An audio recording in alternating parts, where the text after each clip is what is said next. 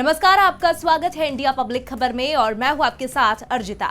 UP की 10 विधानसभा सीटों पर उपचुनाव को लेकर बड़ी खबर आ गई है और इस खबर के साथ ही सूबे की सत्ताधारी पार्टी बीजेपी और सूबे की सबसे बड़ी विपक्षी पार्टी सपा के मुख्यालयों में हलचल भी खूब तेजी से बढ़ गई है।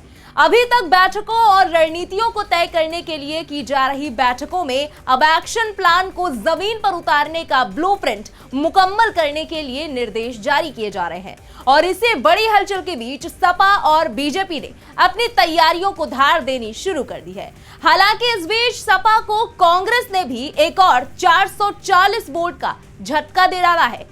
लोकसभा चुनाव के बाद यूपी विधानसभा चुनाव 2027 के महारण से पहले ये यूपी उपचुनाव किसी के लिए नाक का सवाल बन चुके हैं तो किसी के लिए ये उपचुनाव बेहतरीन वापसी के सूत्रधार बनने की भी पॉसिबिलिटीज लेकर आ रहे हैं।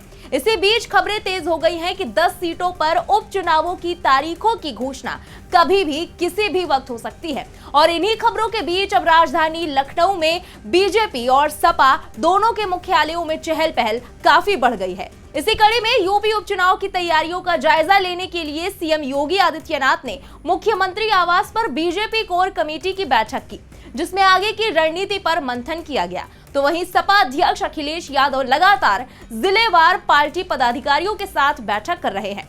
उधर कांग्रेस ने सपा के किले में सेंधमारी भी शुरू कर दी है। सीएम योगी आदित्यनाथ के नेतृत्व में हाल ही में बीजेपी कोर कमेटी की एक बैठक बुलाई गई। इस बैठक में दोनों डिप्टी सीएम केशव प्रसाद मौर्य और ब्रजेश पाठक भी मौजूद रहे।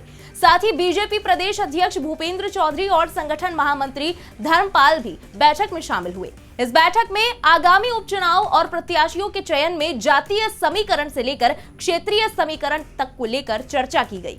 गौर करने वाली बात यह है कि लोकसभा चुनाव में बीजेपी को यूपी में जिस तरह हार का सामना करना पड़ा, ऐसे में बीजेपी और सीएम योगी आदित्यनाथ के लिए ये उपचुनाव काफी अहम हो गया है और बीजेपी ने कहीं ना कहीं इस चुनाव को प्रतिष्ठा का सवाल बना लिया है। इस चुनाव में बीजेपी ज्यादा से ज्यादा सीटें जीतकर ये संदेश देना चाहती है कि यूपी में बीजेपी के लिए 27 की जीत रिपीट करने को लेकर अभी सब कुछ ऑल इज वेल है। यहाँ तक कि सीएम योगी आदित्यनाथ खुद उपचुनाव की सभी सीटों पर दौरा कर चुके हैं। सीएम योगी ने मिल्कीपुर और कचहरी सीट को जिताने की जिम्मेदारी अपने हाथों में ली हुई है। तो वहीं दूसरी तरफ समाजवादी पार्टी भी इस उपचुनाव में कोई कोर कसर छोड़ने के मूड में नहीं दिख रही। सपा की नजर उपचुनाव के साथ साथ 2027 के यूपी विधानसभा चुनाव पर भी टिकी है, जिसे देखते हुए सपा चीफ अखिलेश यादव हर लोकसभा और जिलेवार पार्टी पदाधिकारियों और कार्यकर्ताओं के साथ बैठक कर रहे हैं। इसी क्रम में सपा अध्यक्ष ने हाल ही में लालगंज लोकसभा के पदाधिकारियों के साथ एक बैठक की, जिसमें उपचुनाव के साथ साथ विधानसभा चुनाव की तैयारियों का भी जायजा लिया। इससे पहले अखिलेश यादव ने लखनऊ पार्टी मुख्यालय में गौतम बुद्ध नगर के पदाधिकारियों के साथ बैठक की थी, जिसमें पार्टी के निष्क्रिय नेताओं को बाहर करने जैसे कई अहम फैसले लिए गए।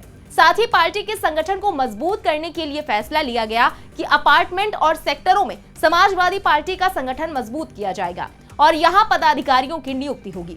यहां आपको बता दें कि गौतम बुद्ध नगर में 3 विधानसभा क्षेत्र दादरी, जेवर और नोएडा शामिल हैं, जिन पर बीजेपी का फिलहाल कब्जा है। इसीलिए सपा इन जगहों पर भी खास फोकस कर रही है।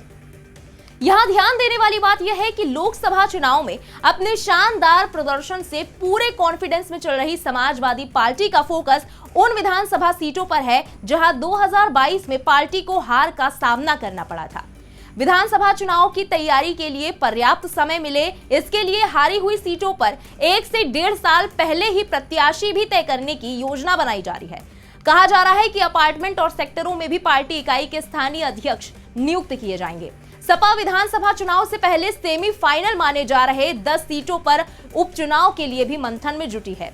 बड़ी बात यह है कि 2022 में इनमें से सीसामऊ, कचहरी, करहल, मिल्कीपुर और कुंदरकी पर सबसे पहले सपा का ही कब्जा था, जबकि पिछले चुनाव में बीजेपी ने फूलपुर, गाजियाबाद, मझवा और खैर में जीत दर्ज की थी। मीरापुर सीट पर आरएलडी का कब्जा था। 2022 विधानसभा चुनाव में सपा गठबंधन ने 125 सीटों पर जीत दर्ज की थी। सपा ने 111 सीटों पर जीत हासिल की थी। सपा के साथ चुनाव लड़ने वाली आरएलडी के खाते में 8 सीटें गई थी, जबकि सुभासपा को 6 सीटें मिली थी। हालांकि अब ये दोनों ही पार्टियां बीजेपी के साथ हैं।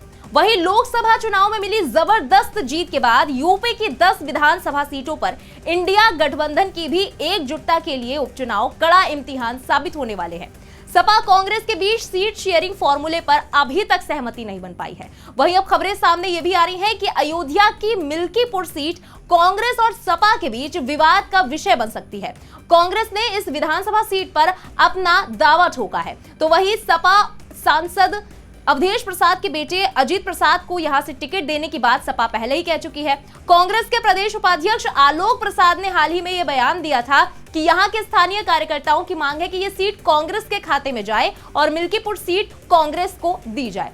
उन्होंने कहा कि 16 अक्टूबर को मिल्कीपुर क्षेत्र में संविधान बचाओ सम्मेलन आयोजित होगा, जिसमें कांग्रेस के कई वरिष्ठ नेता शामिल होंगे, तब इस बात पर विस्तार से चर्चा की जाएगी। बहरहाल माना जा रहा है कि नवंबर महीने में चुनाव आयोग यूपी की 10 विधानसभा सीटों पर उपचुनाव का ऐलान कर सकता है, क्योंकि नियमों के मुताबिक देखा जाए तो चुनाव आयोग को खाली हुई सीटों पर 6 महीने के भीतर चुनाव कराने होते हैं।